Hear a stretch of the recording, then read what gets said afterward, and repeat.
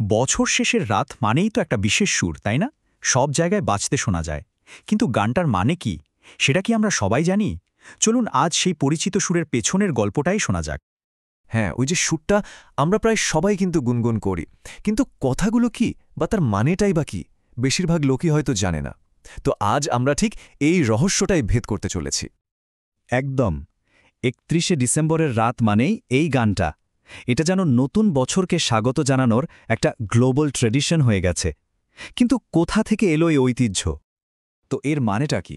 চলুন একটু গভীরে ঢোকা যাক, আর শুরুটাই করা যাক গানটার নাম দিয়ে।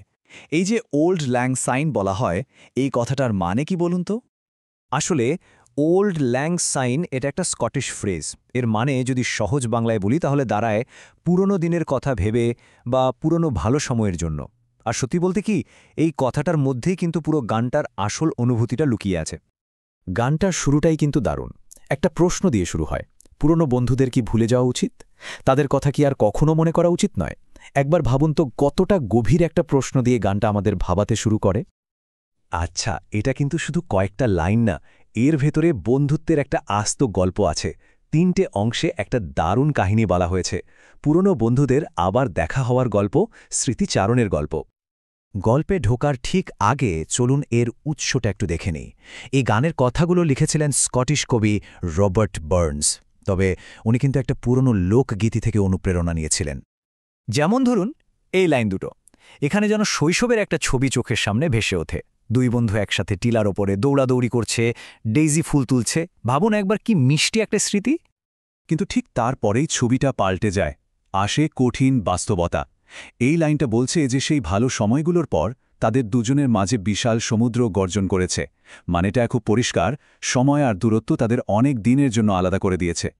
তাহলে বুঝতেই পারছেন, পুরো গানটা আসলে দুটো বন্ধুর কনভারসেশন। অনেক অনেক বছর আলাদা থাকার পর তাদের আবার দেখা হয়েছে, আর তাদের এই কথাবার্তার মধ্যে দিয়েই গল্পটা এগোচ্ছে। আর এই লাইনটাতেই সেই মুহূর্তটা আসে, সেই পুনর্মিলনের মুহূর্তটা। ওরা ঠিক করে যে পুরনো দিনের কথা মনে করে একসাথে এক কাপ অফ কাইন্ডনেস বা বলতে পারেন এক পেয়ালা আন্তরিকতা ভাগ করে নেবে।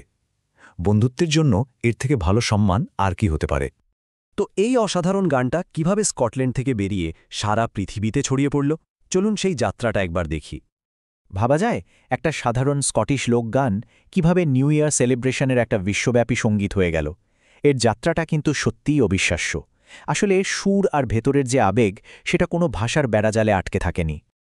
কিন্তু গল্পটা এখানেই শেষ নয়।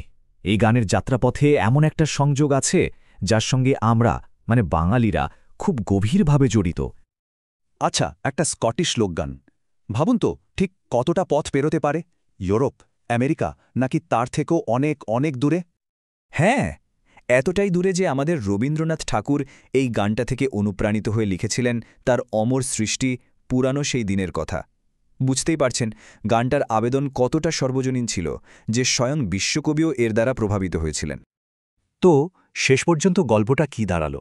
এটা বন্ধুত্বের খুব সাধারণ একটা গান, কিন্তু এর আবেগ এতটাই খাঁটি, এতটাই সত্যি যে তা দেশ, কাল, সংস্কৃতির সব বাধা পেরিয়ে সবার মন ছুঁয়ে গেছে। আর গানেরই শেষ লাইন দুটো, এই নাও আমার হাত, আমার বিশ্বস্ত বন্ধু, আর তোমার হাতটা আমার হাতে রাখো।